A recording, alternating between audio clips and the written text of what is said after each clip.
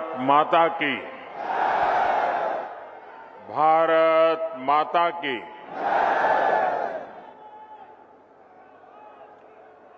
धर्म, अध्यात्म और क्रांति का नगरी गोरखपुर का देवतुल्य लोगन के हम प्रणाम करत बानी।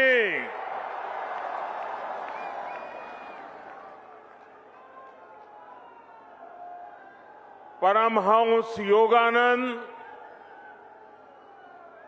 महायोगी गोरखनाथ जी, वंदनीय हनुमान प्रसाद पोद्दार जी और महाबलिदानी पंडित राम प्रसाद बिस्मल का ई पावन धरती का कोटि कोटि नमन।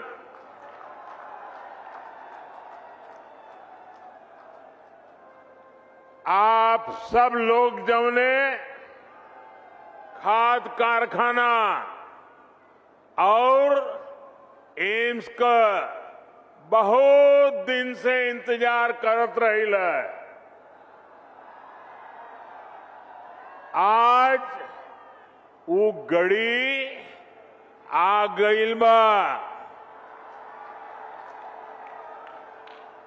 आप सबके बहुत बहुत बधाई।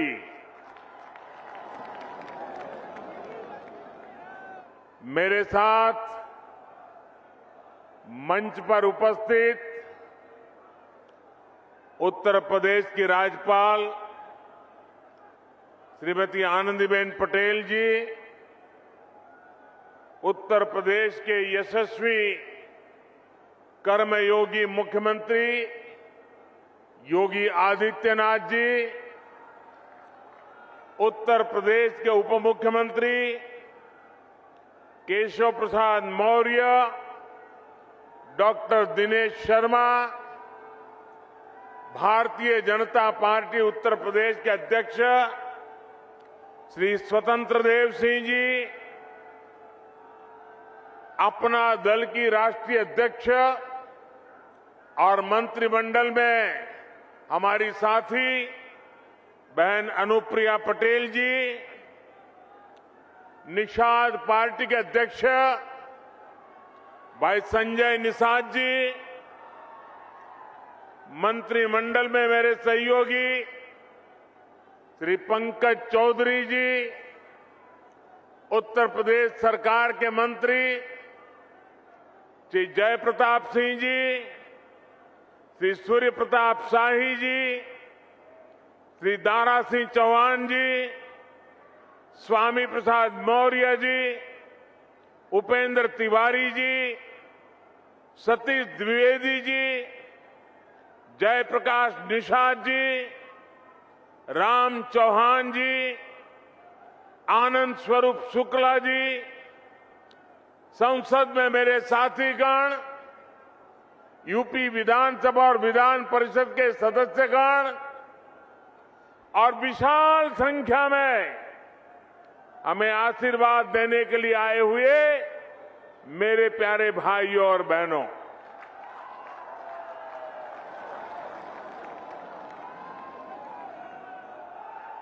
जब मैं मंच पे आया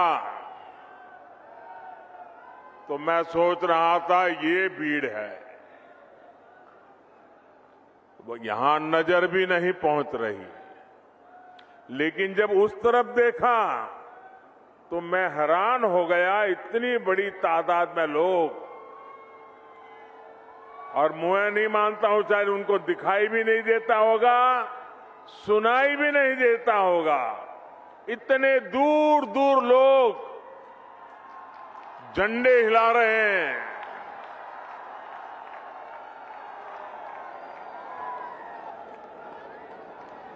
ये आपका प्यार, ये आपके आशीर्वाद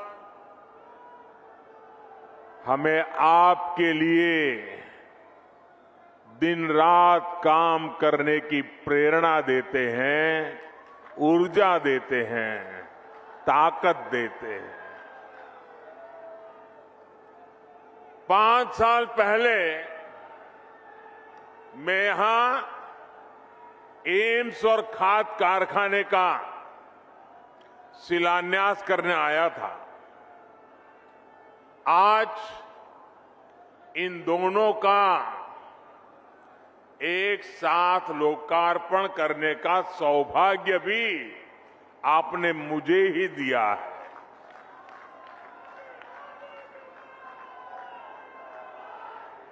आईसीएमआर के रीजनल मेडिकल रिसर्च सेंटर को भी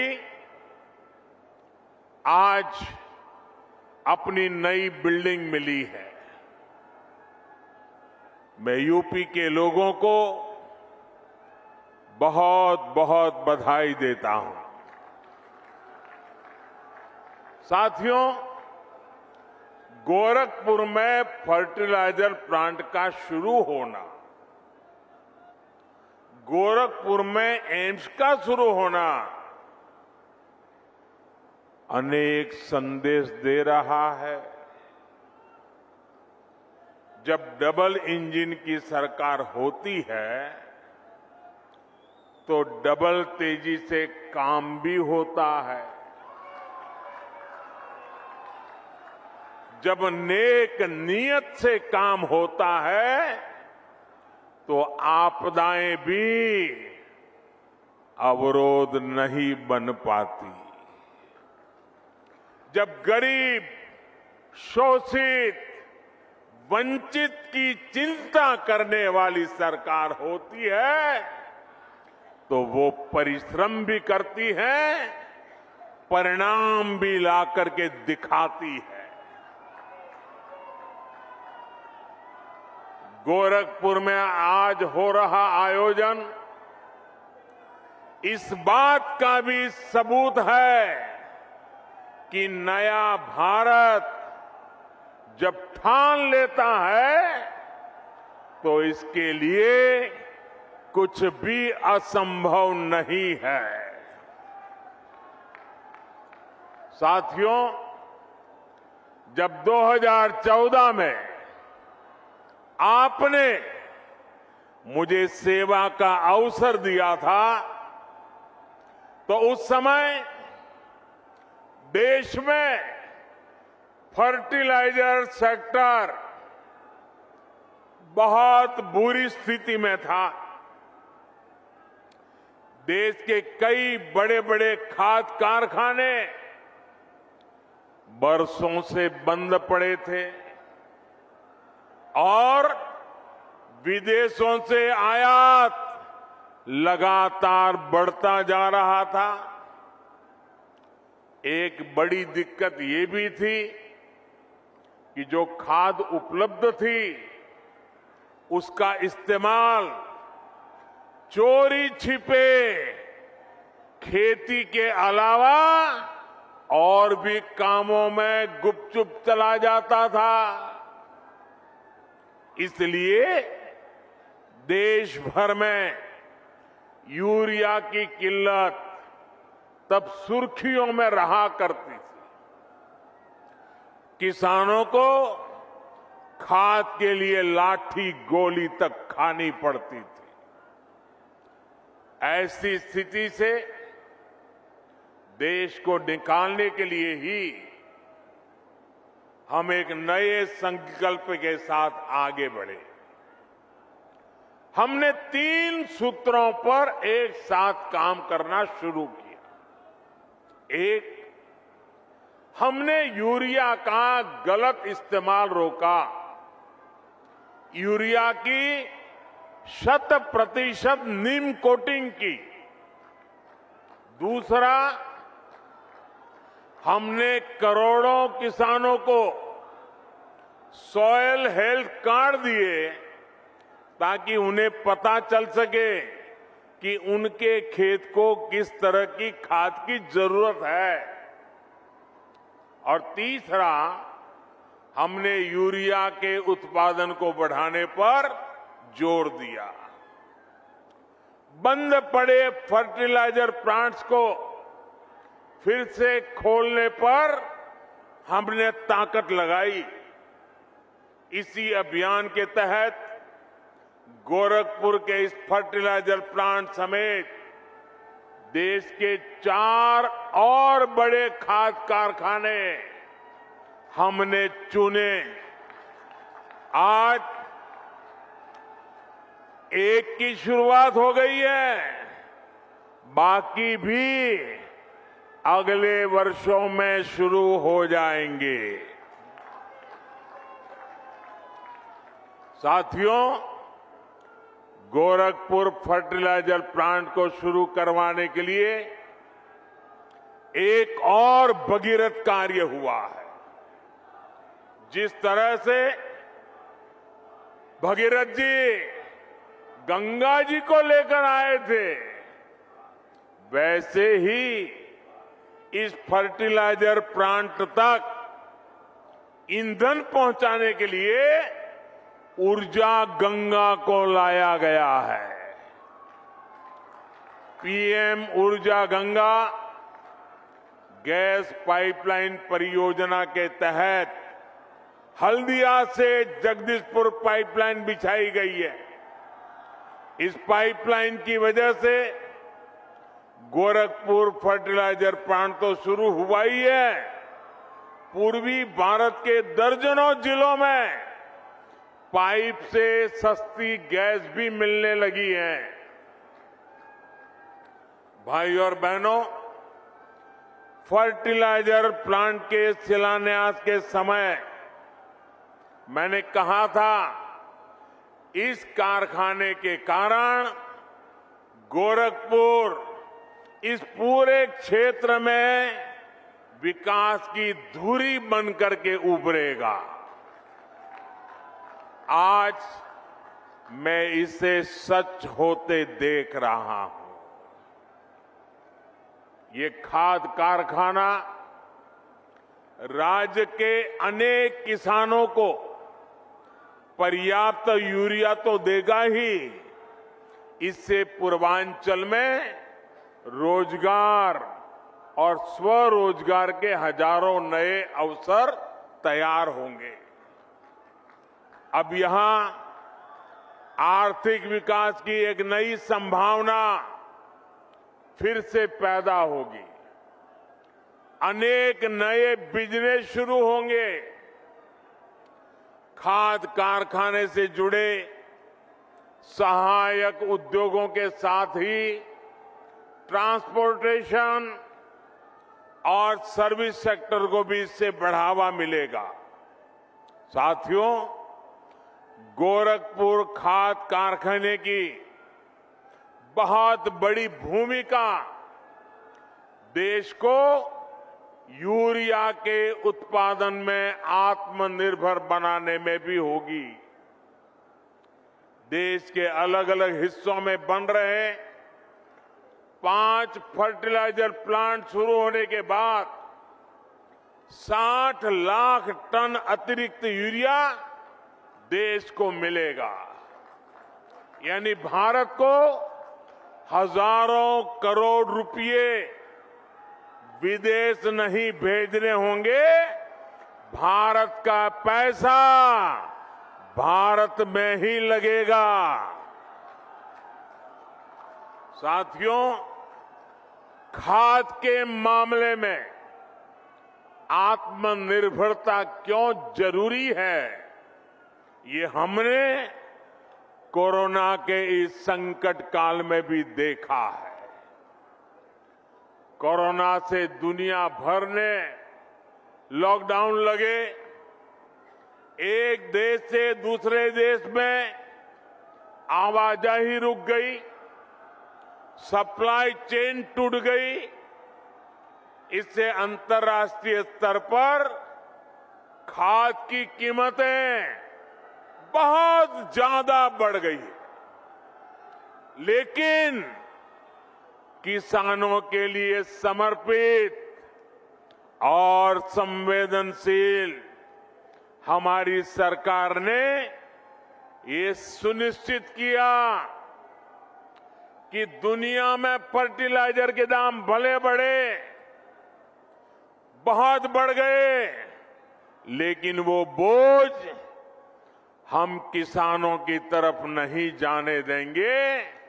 किसानों को कम से कम परेशानी हो, इसकी हमने जिम्मेवारी ली। आप हैरान हो जाएंगे सुनकर के भाइयों बहनों, इसी साल एनपीके फर्टिलाइजर के लिए दुनिया में दाम बढ़ने के कारण 43,000 करोड़ रुपए से ज्यादा सब्सिडी हमें किसानों के लिए बढ़ाना आवश्यक हुआ और हमने किया। यूरिया के लिए भी सब्सिडी में हमारी सरकार ने 33,000 करोड़ रुपयों की वृद्धि की। क्यों? कि दुनिया में दाम बढ़े, उसका बोझ हमारे किसानों पर न जाए। अंतर्राष्ट्रीय बाजार में जहां यूरिया 60-65 रुपये प्रति किलो बिक रहा है, वहीं भारत में किसानों को यूरिया 10 से 12 गुना सस्ता देने का प्रयास है। भाइयों और बहनों, आज खाने के तेल को आयात करने के लिए भी भारत हर साल हजारों करोड़ रुपए विदेश भेजता है। इस स्थिति को बदलने के लिए देश में ही पर्याप्त खाद्य तेल के उत्पादन के लिए राष्ट्रीय मिशन शुरू किया गया है। पेट्रोल डीजल के लिए कच्चे तेल पर भी भारत हर वर्ष 5-7 लाख करोड़ रुपए खर्च करता है। इस आयात को भी हम इथेनॉल और बायोफ्यूल पर बल देकर कम करने में जुटे हैं। पूर्वांचल का एक क्षेत्र तो गन्ना किसानों का गढ़ है। इथेनॉल गन्ना किसानों के लिए चीनी के अतिरिक्त कमाई का एक बहुत बेहतर साधन बन रहा है। उत्तर प्रदेश में ही बायोफ्यूल बनाने के लिए अनेक फैक्ट्रियों पर काम चल रहा है। हमारी सरकार आने से पहले यूपी से सिर्फ 20 करोड़ लीटर इथेनॉल तेल कंपनियों को भेजा जाता था। आज करीब करीब 100 करोड़ लीटर इथेनॉल अकेले उत्तर प्रदेश के किसान भारत की तेल कंपनियों को भेज रहे हैं। पहले खाड़ी का तेल आता था, अब झाड़ी का भी तेल आने लगा है। मैं आज योगी जी सरकार के इस बात के लिए सराहना करूंगा कि उन्होंने गन्ना किसानों के लिए बीते सालों में अभूतपूर्व काम किया है। गन्ना किसानों के लिए लाभकारी मूल्य हाल में 350 रुपये तक बढ़ाया है। पहले की 2 सरकारों 10 साल में जितना भुगतान गन्ना किसानों को किया था, लगभग उतना योगी जी की सरकार ने अपने 4.5 साल में किया है। भाइयों और बहनों, सही विकास वही होता है जिसका लाभ सब तक पहुंचे, जो विकास संतुलित हो, जो सबके लिए हितकारी हो।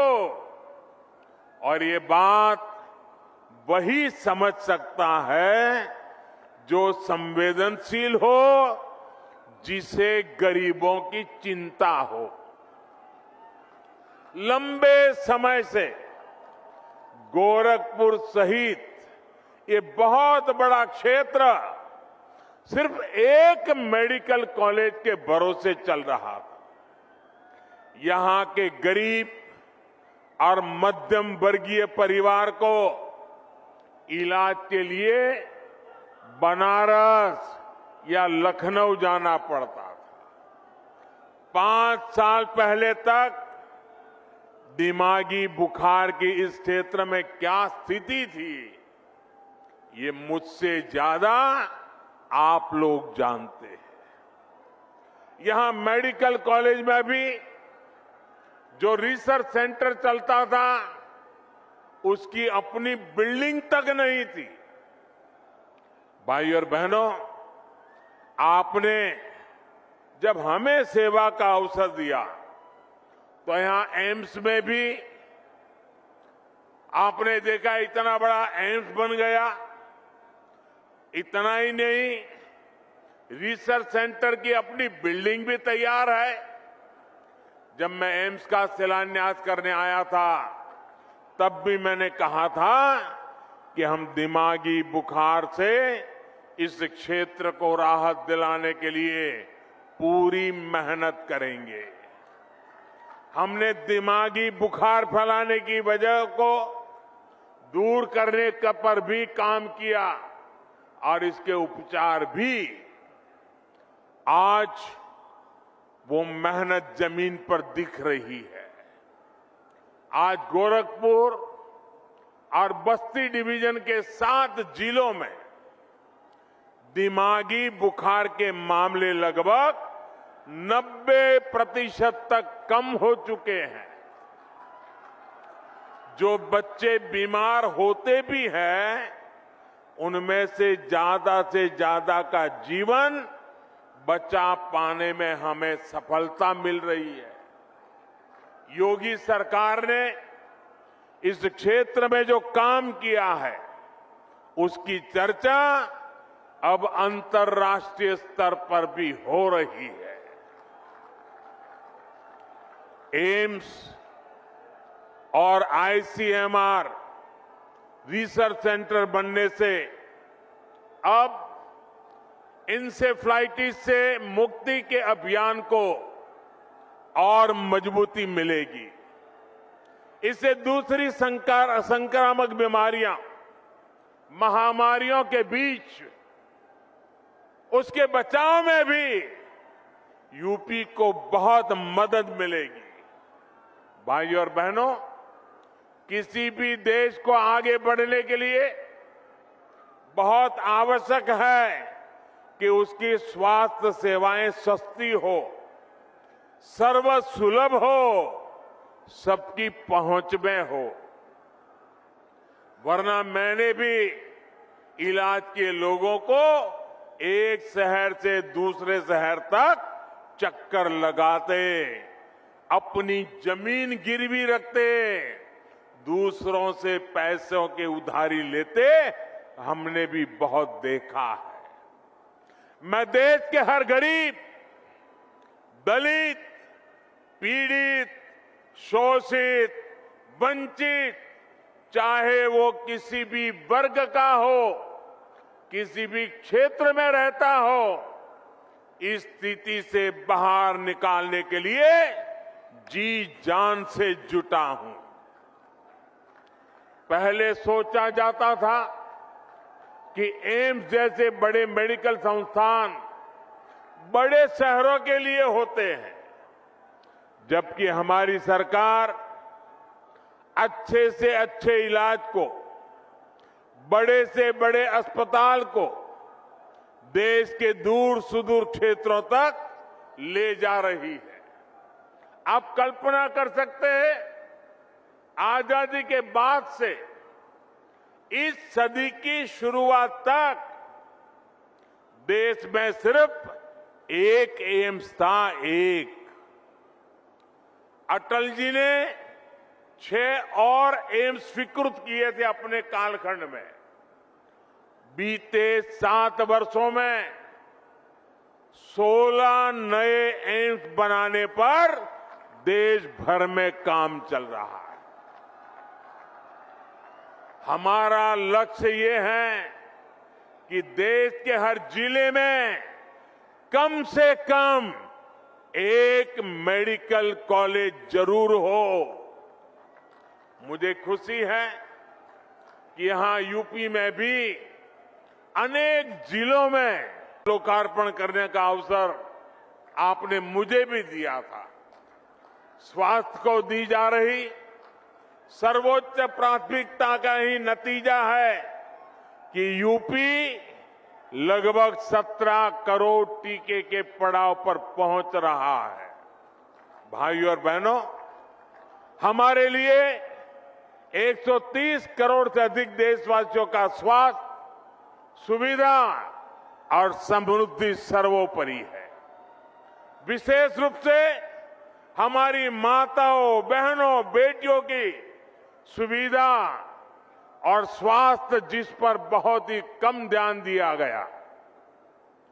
बीते सालों में पक्के घर, शौचालय, जिसको आप लोग इज्जत घर कहते हैं, बिजली, गैस, पानी, पोषण, टीकाकरण, ऐसी अनेक सुविधाएं जो गरीब बहनों को मिली है, उसके परिणाम अब दिख रहे हैं। हाल में जो फैमिली हेल्थ सर्वे आया है, वो भी कई सकारात्मक संकेत देता है। देश में पहली बार महिलाओं की संख्या पुरुषों से अधिक हुई है। इसमें बेहतर स्वास्थ्य सुविधाओं की भी बड़ी भूमिका है। बीते 5-6 सालों में महिलाओं का जमीन और घर पर मालिकाना हक बढ़ा है और इसमें उत्तर प्रदेश टॉप के राज्यों में है। इसी प्रकार बैंक खाते और मोबाइल फोन के उपयोग में भी महिलाओं की संख्या में अभूतपूर्व वृद्धि दर्ज की गई है। साथियों, आज आपसे बात करते हुए मुझे पहले की सरकारों का दोहरा रवैया,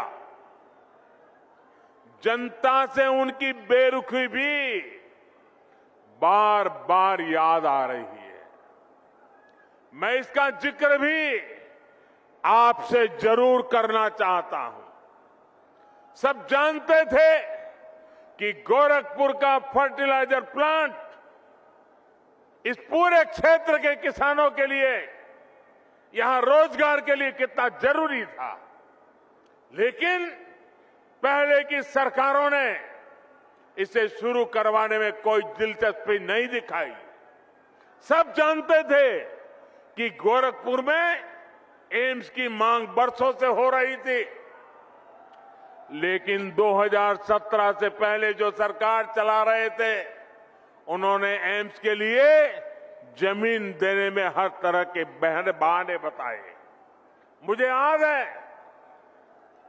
जब बात आर्या पार की हो गई, तब बहुत बेमन से, बहुत मजबूरी में पहले की सरकार द्वारा गोरखपुर एम्स के लिए जमीन आवंटित की गई थी।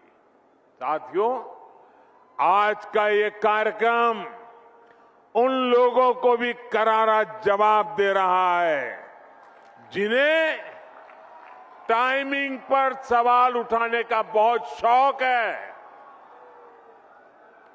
जब ऐसे प्रोजेक्ट पूरे होते हैं तो उनके पीछे बरसों की मेहनत होती है, दिन रात का परिश्रम होता है।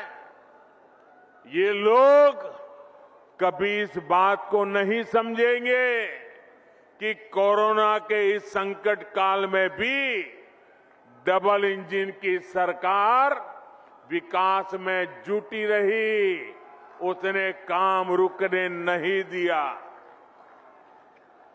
मेरे प्यारे भाइयों बहनों, लोहिया जी, जयप्रकाश नारायण जी के आदर्शों को, इन महापुरुषों के अनुशासन को ये लोग कब से छोड़ चुके हैं। आज पूरा यूपी भली भांति जानता है कि लाल टोपी वालों को लाल बत्ती से मतलब रहा है। उनको आपके दुख तकलीफ से कोई लेना देना नहीं है। ये लाल टोपी वालों को सत्ता चाहिए। घोटालों के लिए, अपनी तिजोरी भरने के लिए, अवैध कब्जों के लिए, माफियाओं को खुली छूट देने के लिए। लाल टोपी वालों को सरकार बनानी है आतंकवादियों पर मेहरबानी दिखाने के लिए, आतंकियों को जेल से छुड़ाने के लिए। और इसलिए याद रखिए, लाल टोपी वाले यूपी के लिए रेड अलर्ट है, रेड अलर्ट, यानी खतरे की घंटी है। साथियों, यूपी का गन्ना किसान नहीं भूल सकता है कि योगी जी के पहले की जो सरकार थी उसने कैसे गन्ना किसानों को पैसे के भुगतान में रुला दिया था। किस्तों में जो पैसा मिलता था उसमें भी महीनों का अंतर होता था। उत्तर प्रदेश में चीनी मिलों को लेकर कैसे कैसे खेल होते थे, क्या क्या घोटाले किए जाते थे, इससे पूर्वांचल और पूरे यूपी के लोग अच्छी तरह परिचित है। साथियों, हमारी डबल इंजन की सरकार आपकी सेवा करने में जुटी है, आपका जीवन आसान बनाने में जुटी है। भाइयों बहनों, आपको विरासत में जो मुसीबतें मिली हैं, हम नहीं चाहते हैं कि आपको ऐसी मुसीबतें विरासत में आपके संतानों को देने की नौबत आए। हमें बदलाव लाना चाहते हैं। पहले की सरकारों के वो दिन भी देश ने देखे हैं जब अनाज होते हुए भी गरीबों को नहीं मिलता था। आज हमारी सरकार ने सरकारी गोदाम गरीबों के लिए खोल दिए हैं और योगी जी पूरी ताकत से हर घर अन्न पहुंचाने में जुटे हुए हैं।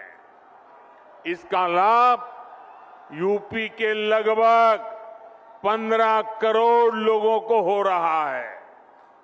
हाल ही में पीएम गरीब कल्याण अन्न योजना को होली से आगे तक के लिए बढ़ा दिया गया है। साथियों, पहले बिजली सप्लाई के मामले में यूपी के कुछ जिले वीआईपी थे, वीआईपी।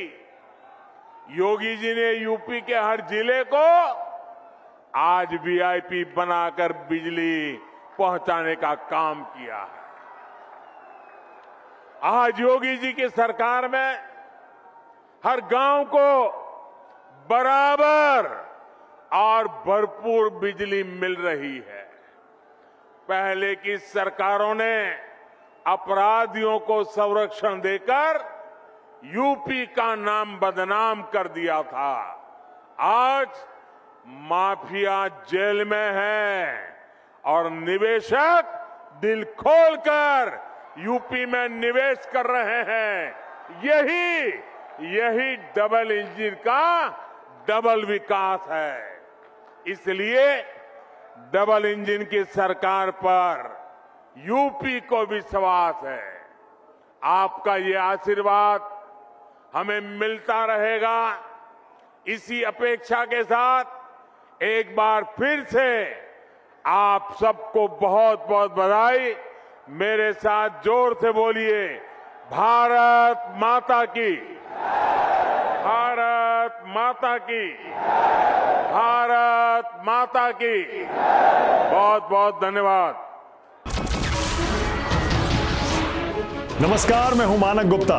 अगर आपको हमारा ये वीडियो पसंद आया हो तो इसे लाइक और शेयर जरूर करें और हां, हमें सब्सक्राइब और फॉलो करना ना भूलें ताकि आप देश और दुनिया की कोई खबर मिस ना करें। तो जुड़े रहिए हमारे साथ और देखते रहिए न्यूज़ 24।